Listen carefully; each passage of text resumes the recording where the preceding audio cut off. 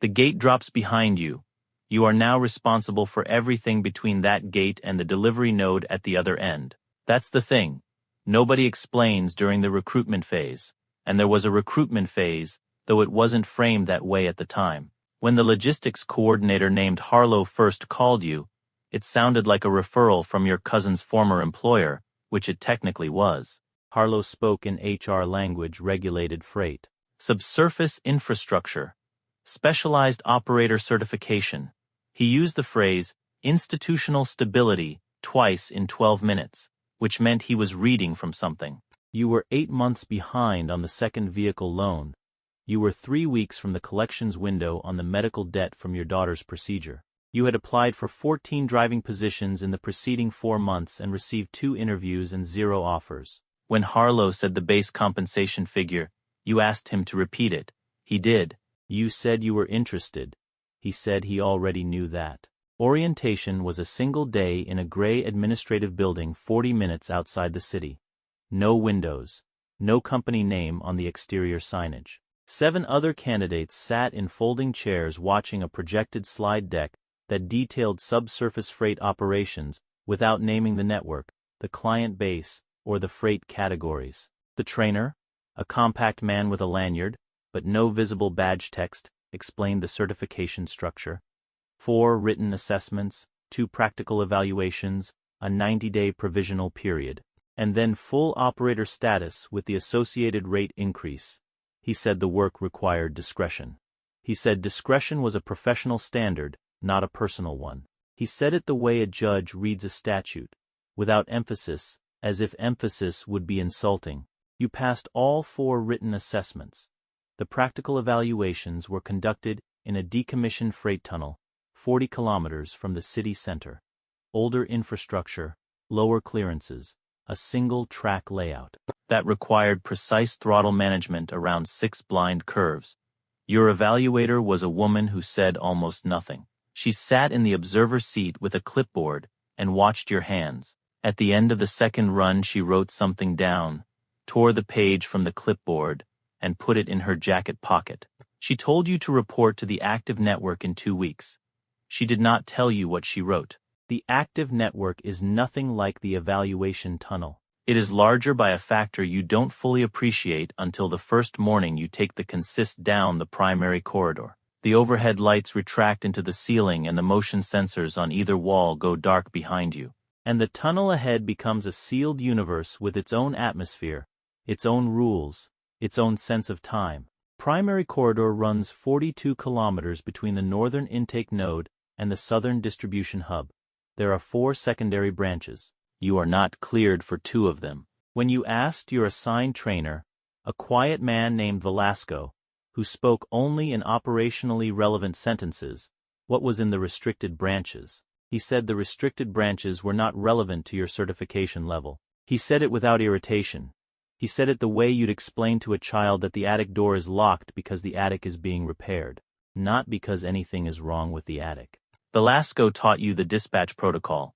Each run begins with a code sequence entered via the cab keypad, 6 digits, regenerated every 48 hours, delivered via a text message from an unregistered sender that you are instructed to delete after entering the code. You asked what happens if you enter the wrong code. Velasco said, the system flags the discrepancy. The run is logged as an attempted unauthorized departure. And your supervisor is notified. You asked what happens after that. He said that depended on context. You had learned by then not to ask follow-up questions that required follow-up answers. The daily operations are rhythmic in the way that pressure is rhythmic. You report to the intake node at 0530. You collect your dispatch packet from the sealed drop box using your biometric fob. You review the manifest, the load parameters, the routing window, and the delivery notation. You initial the packet, insert it into the outgoing slot, and proceed to cab assignment. The cab assignment rotates. You never run the same consist 2 days in a row. You were told this was for maintenance rotation.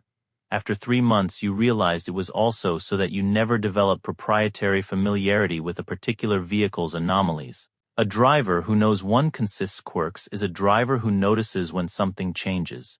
Rotation prevents that kind of attentiveness. You learn the tunnel the way you learn a long-term illness, gradually, intimately, against your will. The tunnel has a smell that varies by section. The northern intake zone smells of machine oil and cold concrete. The midpoint transfer section smells of something chemical and faintly sweet that you eventually identify as the ventilation system's sanitizing agent. The southern distribution hub smells of nothing, which is its own kind of information. The lighting is consistent, a regulated amber wash at 15-meter intervals, but the quality changes. In the primary corridor it feels designed. In the secondary branches it feels installed, as if someone added it afterward. You are not supposed to notice the difference. You notice it on every run. The other operators are not unfriendly. They are simply elsewhere. The network runs on a staggered schedule. That means you are rarely at the intake node at the same time as another driver for more than a few minutes. You recognize faces. You learn first names. You do not learn last names because last names require an exchange of information that nobody offers and nobody requests. You eat your pre-run meal in a break room with a folding table and a coffee machine, and a television mounted to the wall. Television is always tuned to a channel showing weather data for cities you have never been to. You drink your coffee. You watch rain probability percentages for places that don't concern you. You go to your cab. Your daughter called on a Tuesday at 16:20, which was 17 minutes after you'd entered the tunnel for your second run of the day. You saw the missed call when you surfaced at the distribution hub at 18:49. You called back at 19:12. She asked about the new job. You said it was logistics. She asked what kind.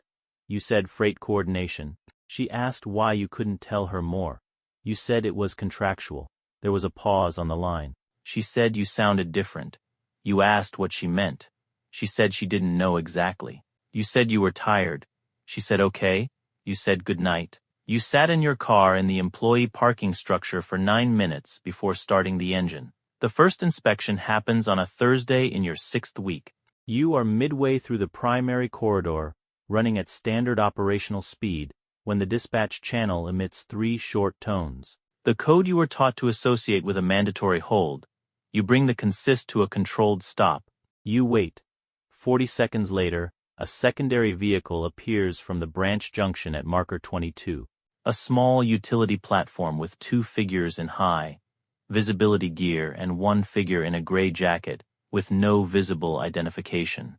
The gray jacketed figure boards your cab. He carries a handheld scanner and a tablet. He does not introduce himself. He asks you to step back from the controls. He scans the cab's operational log panel, photographs the manifest with the tablet, and inputs something into the device for approximately 2 minutes. He asks you 3 questions. Have you deviated from the assigned route? Have you made any unscheduled stops? Have you noticed any anomalous behavior from other network personnel? You answer no to all 3. He writes something down. He steps off the cab. The utility platform retreats back into the branch junction. The 3 tones sound again, meaning resume. You resume. Nobody explains what just happened. Your supervisor's daily message that evening contains no mention of it. You understand, for the first time, that the inspection was not about the freight. It was about you. The midpoint of your 7th month is when the rules begin to change. Not dramatically, gradually, the way a river changes its bank. You receive a dispatch packet with a routing window that is 40 minutes shorter than standard. The manifest lists the cargo classification as 7 Delta, which is a code you have not seen before. There is no explanation. You ask Velasco, who is still nominally your operational contact, despite the fact that you have been running solo for 4 months. He says 7? Delta cargo requires enhanced transit speed and reduced corridor time. He says this is a scheduling requirement driven by client logistics. He says you don't need to know more than that. You run the route 8 minutes under standard time, which requires throttle management you were never officially trained for, and which you execute anyway because you understand, without being told, that the performance was being evaluated as much as the delivery. There is a driver named Okonkwo who works the overnight rotation. You have seen him twice at the intake node. He has a quiet way of occupying space, economical, precise. The way people move when they've learned that every gesture has an audience. On a Wednesday in your 8th month, Okonkwo's cab assignment is listed on the rotation board, and then, 2 hours later, it isn't. His name doesn't appear on the board the following day, or the day after that. You don't ask about it. The other operators you encounter ask about it.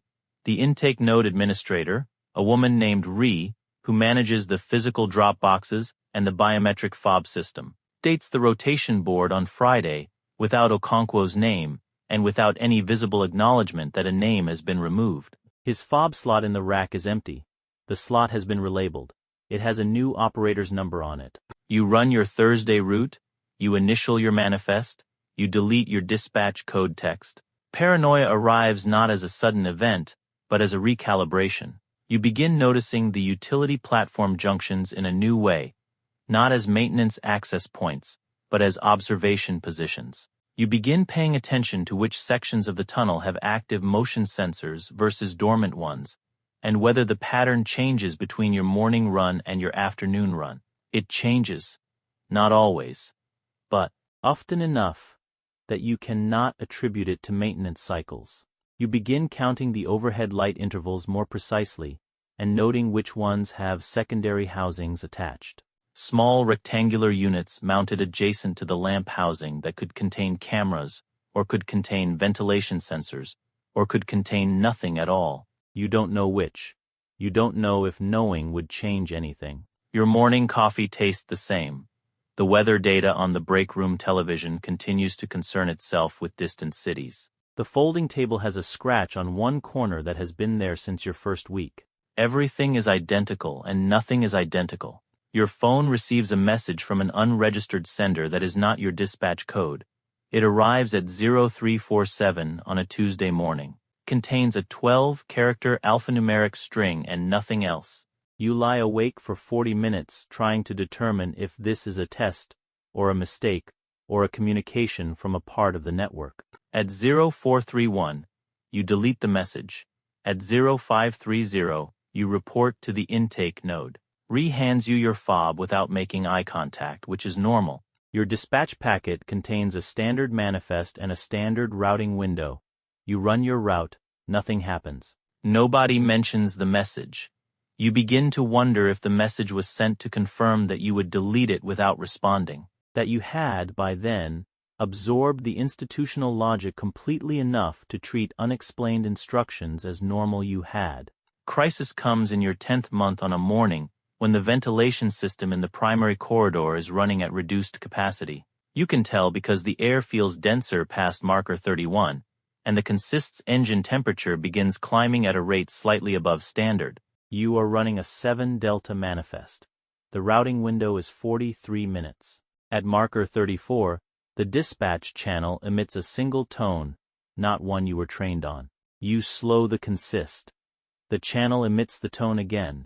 You bring the consist to a full stop at marker 35. You key the communication panel. Static. You try the secondary frequency. Static. You try the emergency frequency, which you have never used before, and which connects to a recorded message, informing you that the emergency channel is monitored, and that unauthorized use constitutes a protocol violation. You sit in a tunnel 42 kilometers long, in a consist that is slowly warming, with a manifest you cannot verify. On a frequency that is monitored attached to a system that knows exactly where you are and is not communicating with you. You do not panic. This is itself significant. You do not panic because panic is a response to unexpected danger, and you have been in this tunnel long enough that danger no longer feels unexpected. You run a physical check of the cab controls. Everything is operational. You check the cargo seals on the consist's internal monitor. Intact. You check the load cell readout, within parameters. You sit for 4 minutes and 18 seconds, and then the dispatch channel emits 3 tones, meaning resume and you resume. You arrive at the distribution hub 6 minutes behind the routing window. Your supervisor's daily message that evening says, noted delay at marker 35, routing deviation recorded, debrief scheduled for tomorrow 0700. The debrief is conducted by a man you have never seen before. He is not from HR. He is not from operations. He sits across a metal table in a room adjacent to the intake node that you did not know existed. And he asks you to describe what happened in the tunnel in your own words. You describe it. He listens without writing anything down. When you finish, he says, the system experienced a scheduled diagnostic. He says the single tone is a diagnostic alert, not an operational instruction. You say you were not trained on the single tone alert. He says, you are now. He stands. He leaves the room. The debrief takes 11 minutes. You are back in your cab by 0715. They changed the rule after you failed to follow a rule that didn't exist yet. And the failure was logged. You begin to understand the architecture of the thing. Not the physical architecture, the institutional one. The network does not operate on transparency. It operates on accumulation. Every run you complete, every manifest you initial, every dispatch code you enter and delete, every unexplained instruction you absorb without pushback. The accumulation is not incidental. It is the product. You are not being employed to move freight. You are being employed to become someone who moves this freight. The training phase didn't end after your certification. It has never ended. Every debrief, every inspection, every unexplained message in the early morning is a training event. You are being refined toward a specific behavioral profile, and the refinement has been so gradual and so precise that you cannot identify the moment you stopped questioning it. Your daughter stopped asking about the job 6 weeks ago, not because she stopped caring. She asks careful questions about everything adjacent to the job, whether you're sleeping, whether you're eating regularly. You haven't seen your friends recently. You see them in the way you see missed calls, as evidence of a life running parallel to the tunnel. You tell her you're fine. You tell her work is steady. Both of these statements are true in the technical sense. On a Monday in your 11th month, you are assigned to a secondary branch for the first time, Branch C previously restricted.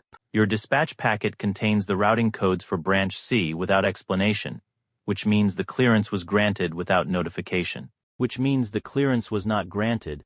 The branch was simply unlocked for you on a specific day for a specific run. The distinction matters. Clearance implies authorization. Unlocking implies deployment. You run Branch C. It is shorter than the primary corridor and curves in a way the primary corridor does not. Cargo classification is 9. Echo, which you have not seen before. The delivery node at the end of Branch C is not staffed by a distribution hub crew. It's a single loading platform with an automated receiving system. You dock the consist. The automated system disengages the cargo. You receive a completion tone. You reverse out. The branch relocks behind you. You eat lunch in the break room. The television shows low cloud cover over a coastal city you'll never visit. Coffee machine makes the same sound it always makes. You understand that you are now the kind of person who runs Branch C, and that you became that kind of person without being asked, and that the transition from your previous self to this version happened somewhere in the 11 months. Of initials and deleted texts and manifest discrepancies and single-tone alerts that you folded into normal and filed away. The thing you realize later, not in the tunnel, but at 0200 on a Wednesday morning when you couldn't sleep, and you lay in the dark doing arithmetic on nothing, is that the manifest on your first day was wrong on purpose? Not because someone made an error, because you were being shown something. They were showing you the gap between what the paperwork says and what the load cells say, and they were watching to see if you would initial the manifest anyway. You did. That was the real certification. Everything after that was refinement. Paperwork you have been initialing for 11 months was not just a record of completed runs. It was a record of every time you chose not to ask about the discrepancy. In a different institutional context, a regulatory one, a legal one, that record would describe someone who knowingly certified inaccurate freight documentation. The network does not need to threaten you. It doesn't need leverage in the traditional sense. The leverage is the paper trail, and you built it yourself. Initial by initial, morning by morning. In the amber, lit silence of a tunnel that knew more about you than you knew about it. You go back to sleep. You don't know why that helps. Sleep becomes a final quiet act of adaptation.